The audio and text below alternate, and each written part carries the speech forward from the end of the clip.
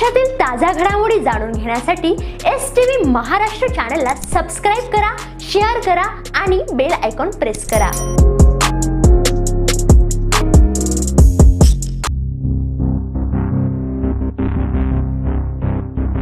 टेकवाडा खामखेड रस्त्यावर कार जळून खाक, मानवी कवटी आढळल्याने खळबळ। चंद्रकांत धनगर यांचा घातपात झाल्याचा संशय नातेवाईकांनी व्यक्त केलाय।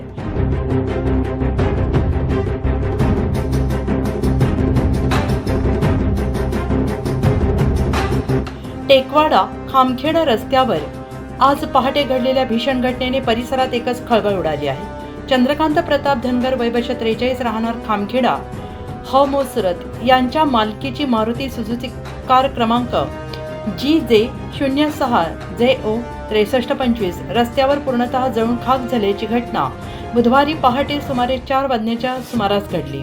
जळालेल्या गाडीत मानवी हाडे आणि कवटी आढळून आल्याने सदर गाडी चंद्रकांत धनगरच असावेत असा संशय व्यक्त करण्यात येतो आहे। चंद्रकांत धनगर हे गेल्या काही वर्षांपासून सुरत येथे वास्तव्यास होते। ते आपल्या मूळगावी खामखेडा येथे वडील आणि भावाला भेटण्यासाठी येणार होते। घटनेच्या आदल्या दिवशी सायंकाळी त्यांनी आपल्या भावाला 3 ते 4 वेळा फोन केला। मी घरी येतोय असं सांगितल्याची माहिती नातेवाईकांनी दिली आहे। ही घटना टेकवाडा खामखेडा रस्त्यावर बन्सीलाल दगडू पाटील यांच्या शेताजवळ घडली आहे। पहाटे गहूच्या शेतात पाणी भरण्यासाठी गेलेल्या शेतकऱ्यांना अचानक मोठ्या स्फोटाचा आवाज ऐकू आला। आवाजाच्या दिशेने धाव घेतली असता रस्त्यावर उभी असलेली कार आगीच्या भक्ष्यस्थानी पडलेली दिसली।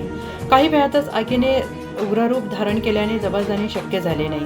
ग्रामस्थांनी तत्काळ पोलिसांना घटनेची माहिती दिली आणि या घटनेचे वृत्त समजता शिरपूर शहर पोलीस ठाण्याचे पोलीस निरीक्षक किशोर कुमार परदेशी हे आपल्या सहकाऱ्यांसह घटनास्थळी दाखल झाले। गाडी पूर्णपणे जळून खाक झाली होती। घटनास्थळी येऊन पाहणी केली असता मानवी हाडे आणि कवटी आढळून आली आणि यामुळे हा अपघात की अन्य काही याबाबत विविध तर्कवितर्क लावले जात आहेत। या प्रकरणाचे गांभीर्य लक्षात घेता घटनास्थळी फॉरेन्सिक लॅबची टीम दाखल झाली।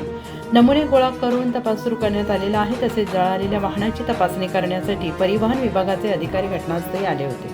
मात्र वाहनात आग कशी लागली, स्फोट कशामुळे झाला याचा तपास विविध अंगाने केला जातो आहे। दरम्यान मृत्यू हा अपघाती नसून घातपाताचा असण्याची शक्यता नातेवाईकांनी व्यक्त केली आहे। चंद्रकांत धनगर यांचा मृत्यू संशयास्पद असल्याने सखोल चौकशीची मागणी करण्यात येते आहे। या प्रकरणी किशोर प्रताप धनगर मोठा भाऊ यांच्या तक्रारीवरून शिरपूर शहर पोलीस ठाण्यात आकस्मिक मृत्यूची नोंद करण्यात आलेली आहे। पुढील तपास शिरपूर शहर पोलीस करीत आहेत। फॉरेन्सिक अहवालानंतर मृत्यूचे नेमके कारण स्पष्ट होणार आहे।